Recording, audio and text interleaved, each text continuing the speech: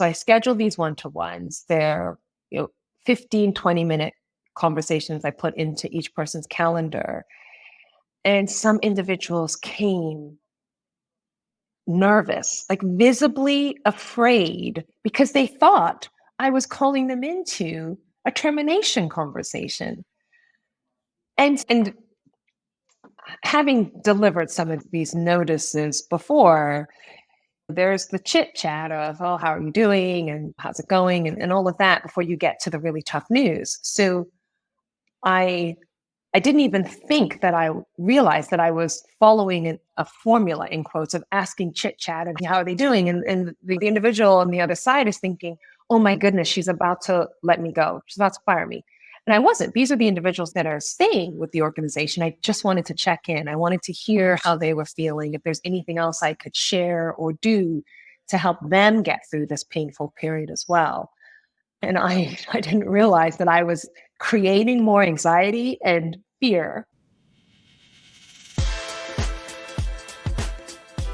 Welcome to 99 Humans. My name is Jeff Lakusta, curious coach and Wall Street Journal best-selling author, striving to understand how little things generate big impact. And I'm Nadia, Carta, tech executive and lifestyle coach with a mission to transform lives and corporations by kindling hearts to generate a zeal for life. Each week, we investigate stories about the human side of leadership to re-energize your spirit and help you become a stronger leader.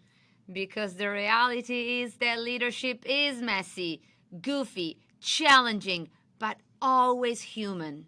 Thanks for spending time with us today. Let's dive in. Where are you in the world today, Natasha? Where are you dialing in from? I am dialing in from London in the UK. Oh, I love it. Is that where you live? That is where I live. I live actually just outside of London, to be more accurate. And I was born here, but I grew up in the United States. So that's where my American accent comes from. And now I'm back here in London. I've been back in the UK for 11 years. Oh, wow. I do have a lot of questions. I'm Italian myself, so I traveled to London. Very nice. Europe is my hometown, and for work I've been to London so many times. It's very vibrant. Mm-hmm. Yes, it is. And now the weather is warming up, so there'll be lots more to do outside, as the spring arrives, which I'm looking forward to. Amazing. And where in the US were you? I was living in Massachusetts. So when my family moved to the US, we moved to Springfield, Massachusetts. One of 20 plus Springfields in the US. We were in Springfield, the home of basketball. Actually, that's our claim to fame. Wow. And then I went to college in Boston. So my God, amazing. Yeah, lived in Boston for several years after graduating from college, and then Chicago for a few years with grad school and work. And then I left from Chicago to move back to Europe, Amsterdam, and then the UK. Yeah. I have a lot of questions about all of this because I did the opposite move, right? From Europe to here. And I never been to Boston. So we moved to America 4 years ago now. Okay. And we went to Cape Cod for the first time. Oh, nice. Nice. It's a beautiful place. I do want to go to Boston, though. Yes, next time you're in that part of the country, you should definitely go to Boston. It's a really nice city. Where are you based? I was chatting. Well, I'm in New York, so downtown Manhattan. Not that far. We drove totally, and I have a neighbor, one of my best friends here, that she goes every summer to Martha's Vineyard for 2 months. Yeah. And I've been there in May, and it's so gorgeous. It is really nice. I've been to Martha's Vineyard a few times in the summer. Really nice place. Beautiful. So, Natasha, what brought you back to London? Oh, it's going to sound cliche, but I met my now husband. It's not cliche at all. This is the love week, so I love it. That's honestly what brought me back to London. So I had been living in Amsterdam. I was working for Philips in their global marketing and communications department, but had family in London because I was born aboard there. I had lots of extended family. My mother was back in London already. So I decided to take a weekend trip to London to visit family and met my now husband. That's ultimately. That's lovely. Yeah. So we had a little bit of a long distance relationship, although short distance, because a flight from London to Amsterdam is about 45 minutes. So it's not that far, but we were in different cities. And then as we got serious, I was more flexible to move. I could move and pretty much work from anywhere. So I moved to London. Wow, I Yeah. love romantic stories. It's so good for you. I'll always be a romantic soul, so I do love a very good engagement story like that. Yeah. And professionally speaking, are you still at Philips or you changed? What are you doing right now? No, I'm no longer at Philips. I did work at Philips for about a year into my return to the UK. And then shortly after, I joined the world of EdTech, education technology. So I've worked for a variety of companies since then that focus on bringing technology, learning technology to universities, to companies, to individuals. That's such a wonderful field. Yeah, it's a great field. So today I have two roles. I am a venture partner with a firm called Emerge Education. They're an edtech firm. They focus on investing in edtech startups, so founders that are bringing learning technology to the world. And I serve as a marketing advisor to some of the companies in the portfolio. And that's more of my pro bono passion project work. And then my other role is I'm a chief marketing officer at a company called Group GTI. And they're an ed tech company that helps university graduates connect to career opportunities. Wow, I love this field of operations. Before Google, I worked for a French company that was offering English training over the phone. And I've always been very fascinated by how technology can change the world of learning, to be honest. I mean, I'm a big fan of in-class and in-person learning, but definitely ed tech has so much potential. And oh my God, with artificial intelligence right now, what are your thoughts? Right. Yeah, well, it creates so much more possibility, right, for learning. I think that AI can be used as a stimulus for learning. It's not a replacement for the higher education or lifelong learning using other means, but it certainly creates broader access, can create a more unique and creative way of learning and digesting information. So I think it's a good complement and supplement to any means that is out there, whether it's embedded into learning technology or it's used as an aid in the classroom. I don't think it's anything to be afraid of, but of course, there's lots of dialogue around how you use AI, even as a student or a learner, right? Is it used as a way to help you in your learning journey, or is it used as a replacement, right? Are people writing their papers using AI, for example? And of course, so there's a need for monitoring and protocol and responsible use of AI in how we go about teaching and learning. I fully believe that.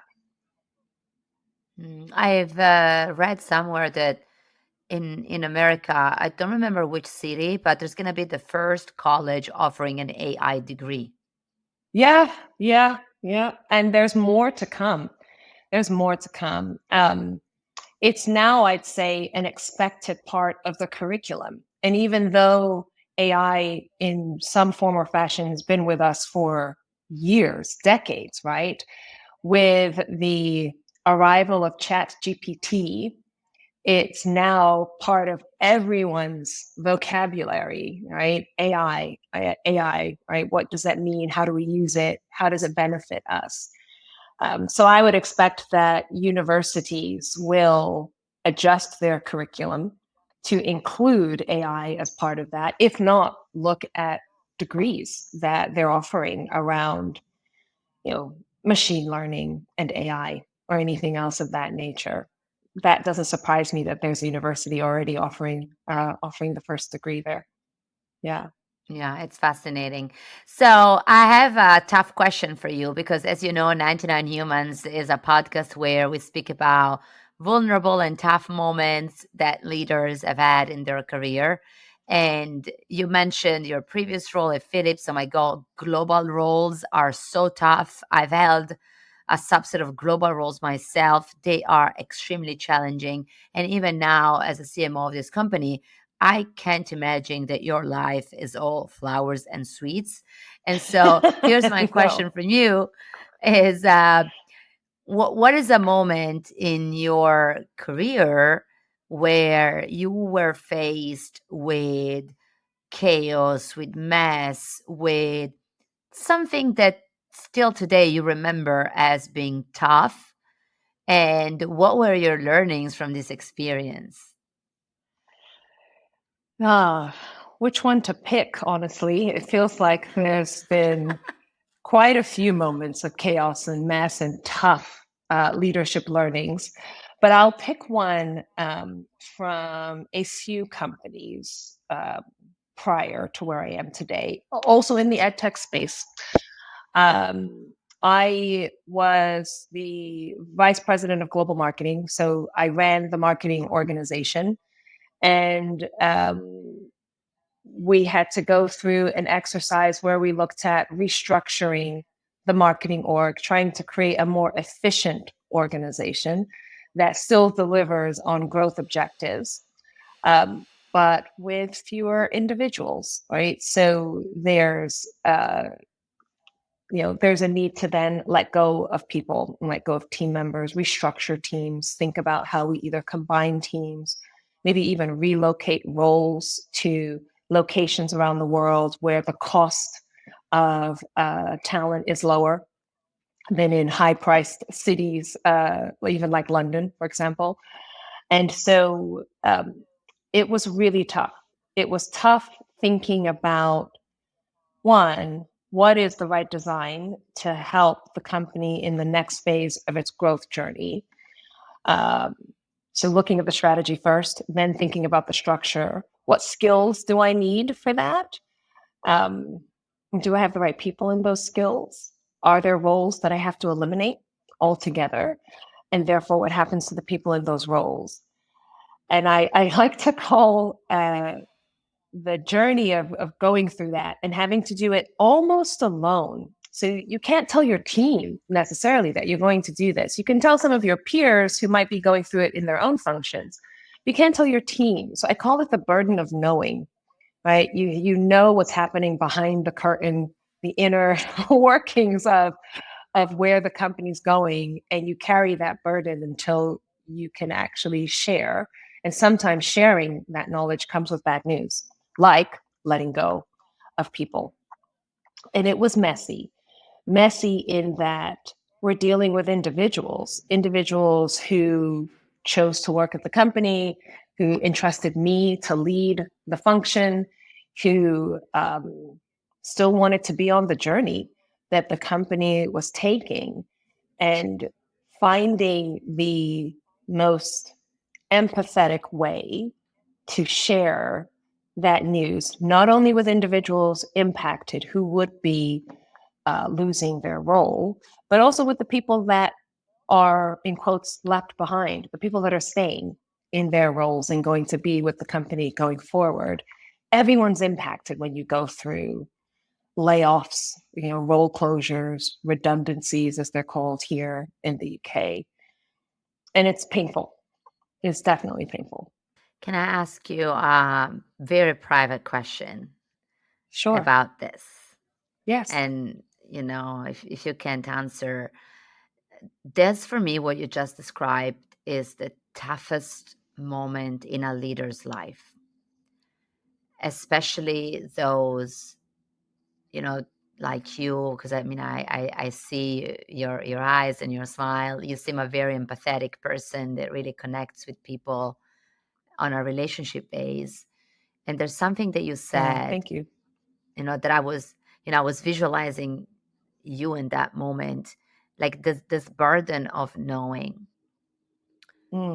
What, like when you were in that moment where let's say you were in a one-on-one with someone that you knew that maybe a few months later they would have not have a job anymore, or when you were in a meeting with some people and maybe they were talking about the future and you knew that that future would have been different from what they were thinking, like how was that moment, and how were you able to sleep at night knowing that maybe you needed to hide some truth so you couldn't be Right. fully yourself?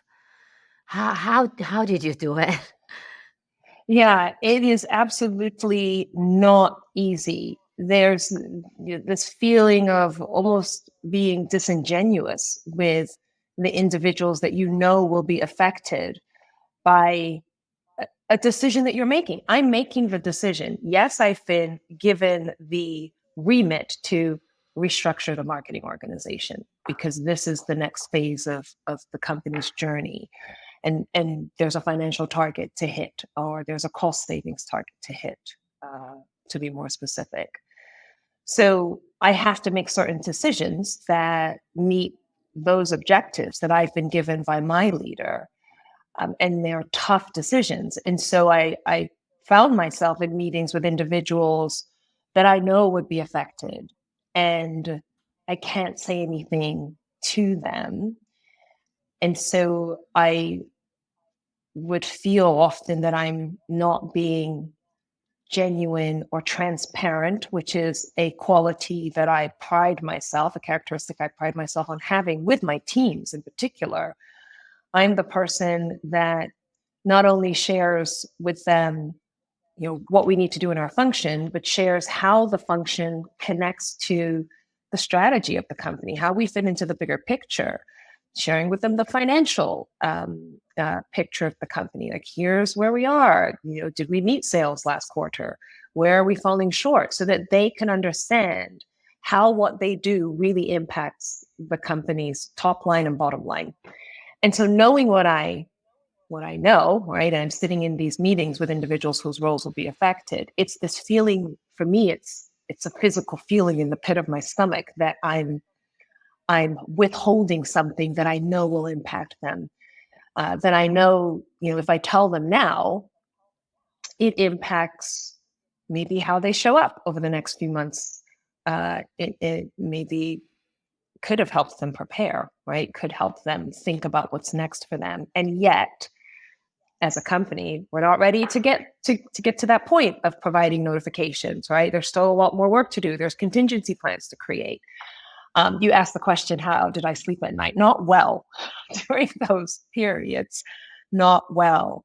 And where I defaulted to many times was thinking about how I could help those individuals affected get through this and what could I do for them on the other side of those conversations that I knew I would have, right? So if I knew that this person I'm speaking with today, I'm going to have to let them go in a few months even, or maybe a few weeks, I would start thinking, what is it that I can do to help them through that period of pain that I am going to inflict on them.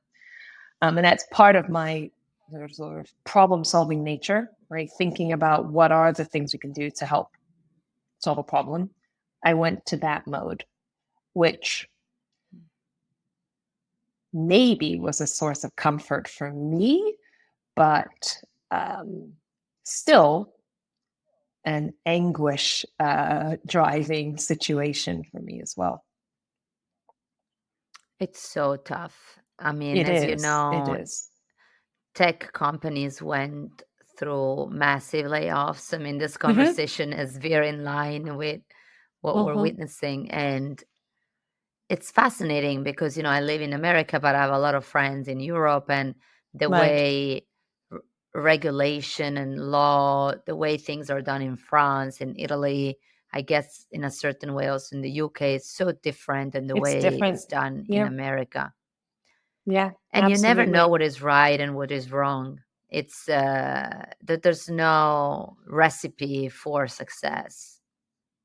No, there isn't, especially when you're dealing with letting people go. And I have been through the experience a few times now, so it's unfortunate that I can say I've done it a few times. Um, in this example that I've been referring to, I do think that the company overall took a very empathetic approach. Um, in the US in particular, in many instances, a company can call you into a meeting in the morning and say, you know, we're letting people go, your role has been affected, and today's your last day. And sometimes you may have an hour, you may have a few hours. You certainly don't have days or weeks to leave, and your access is cut off immediately, etc. And I understand for certain industries that may be appropriate, right? You don't want an employee in the heat of the moment to have a reaction that could adversely affect the rest of the business. I understand that. In some industries, though, you can be more caring or more human about how you deliver this. And I say that the company, I think, did as best it could in being as human. There was even an individual that I negotiated having a 5-month notice period with certain milestones to help him achieve them, right? And then with even an additional, let's call it bonus, if you achieve these certain milestones on your way to leaving the company because we're um, eliminating your role. And that person was quite appreciative of that thought and consideration, gave them several more months to go look for a new role, to go on interviews, while still delivering the things that we needed in that 5-month period. So I think that even in these really tough situations, especially like what I've been talking about, letting go of people, restructuring an organization, you're literally impacting people's lives when you let them go from a role. There's still there is still a way, I think, to lean in to the human elements of leadership, you know, actively listening, being empathetic, truly putting yourself in their shoes and thinking about what it might be like to receive that message, which then helps you craft the message, hopefully, in a way that is as connected and thoughtful as possible. And then giving them space as well, right, to process the news. It truly does make a difference. And, kudos to you for bringing such humanity into the process. I keep asking myself, what is the future of corporations in this regard? Mm, Because often we might think that a good performance is enough to have job security, but reality is, and again, more than ever in the United States, I wasn't feeling that way in Italy, but probably more in the United States, is that job security doesn't exist. And I don't know, it's such a convoluted, so true. Mm, matter. yeah. Yeah, it is. It is. And I think that when we work for a company, you have a relationship. You have a relationship with the company, you have a relationship with the individuals on your team or across teams. And so, coming to the end of that relationship, not of your own choosing, when your role is being eliminated, it's it's a breakup. It's like it feels like you're being dumped, right?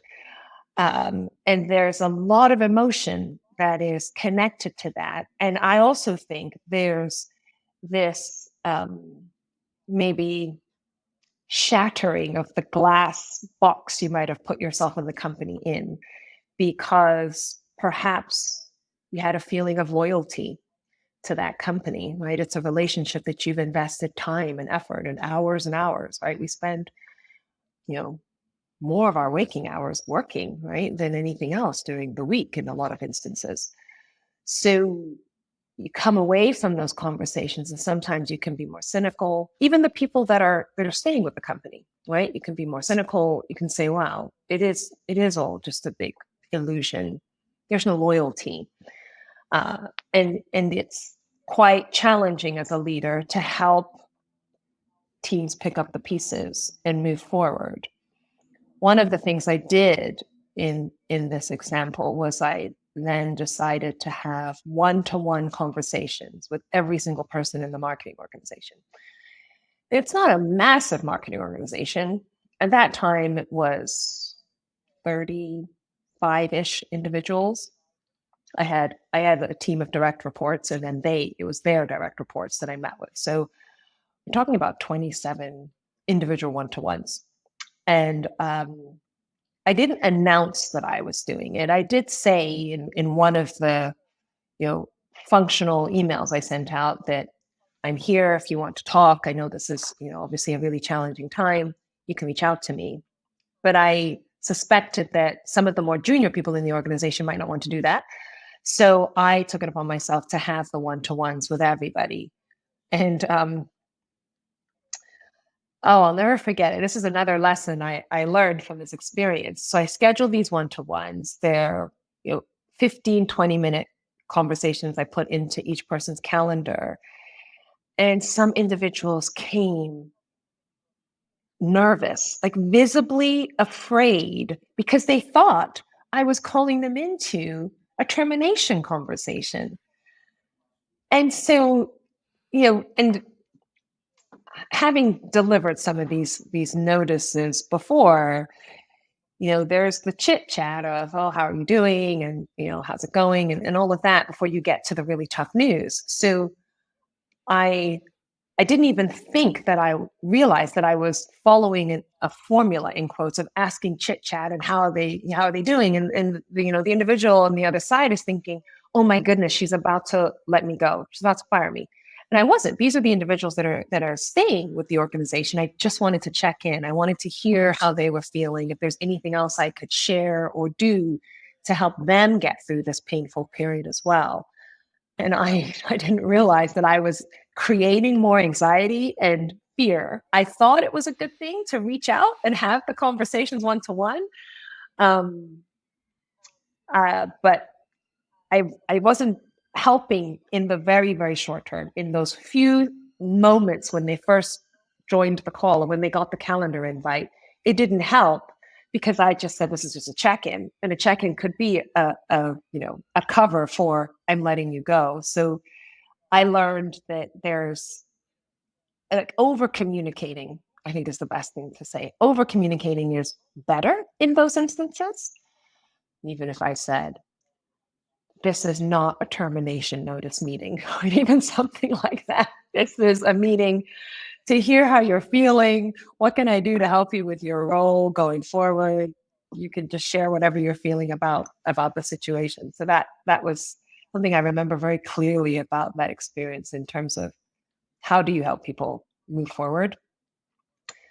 Be very conscious of your communication as well, because their antenna are raised and they're thinking about everything you say, and they're listening for if there's any hidden meaning in what you say after announcements like that. Natasha, I really like this conversation today because our audience in the show is both leaders but also individual contributors that might be at very variety of moments in their career. And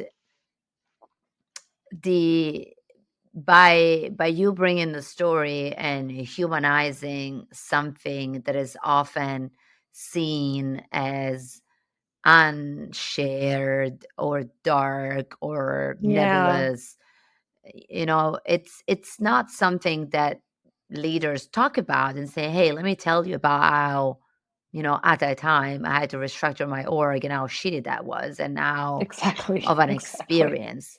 So demystifying and democratizing, I'm sure, like I'm super sure that for you in that moment was extremely tough. I can It see it in your was. face. It And, was. It was. and for all the leaders out there that had to go through this or might go through this, because it seems that at any point it might happen. If you're Mm-hmm. leading, you might be asked to change things.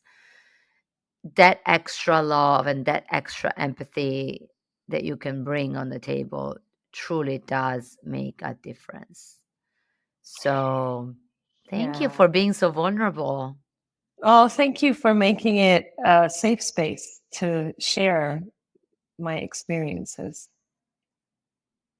It's gonna help a lot of people recenter, especially again. I mean, every day when I open my LinkedIn, it's a company doing layoffs every day. Yeah, it's So I real. don't It's know. real. It's so real. I don't know what the new normal is gonna be. So Natasha, if we always close with two questions with our guests, and Mm-hmm. one is, Mm-hmm. what if you were to summarize your word of wisdom to the people listening to this? What those word of wisdom would be? Um, I would say that it's okay to be vulnerable as a leader when you are going through any difficult leadership situation or journey. But in this example that we've been talking about, where you need to restructure or drive transformation, which results in letting people go, right? Changing roles and letting people go.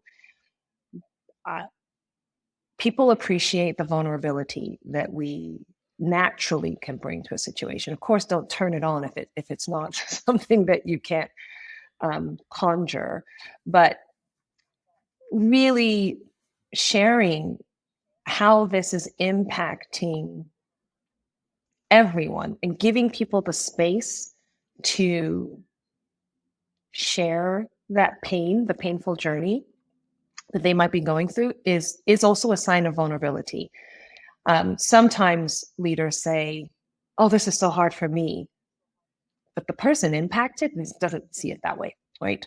They're not going to see it that way. But to say that I know this is difficult. This is difficult for everyone.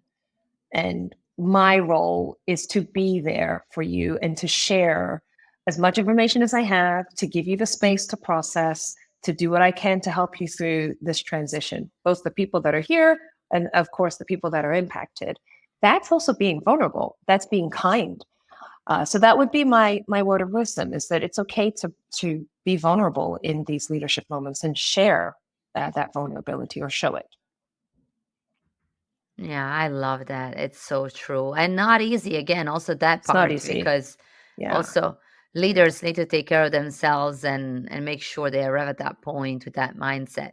For the people that wants to follow you or want to connect with you, where can they find you? You can find me on LinkedIn, Natasha Davidson. There's probably a lot of Natasha Davidsons out there. I'm the one that's based in the UK, in London. But yeah, you can find me on LinkedIn for sure. Amazing. Well, thank you for being with us, Natasha. I really appreciated your story, to be honest. I was really with you when you were talking about it. So I'm sure a lot of people will benefit from it. And for everyone listening, if you like the show, give us 5 stars. Truly helps the algorithms of these tools in bringing our words and our message to as many people as possible. So thank you for being with us today. Thank you for Bye. having me, Nadia. Bye bye.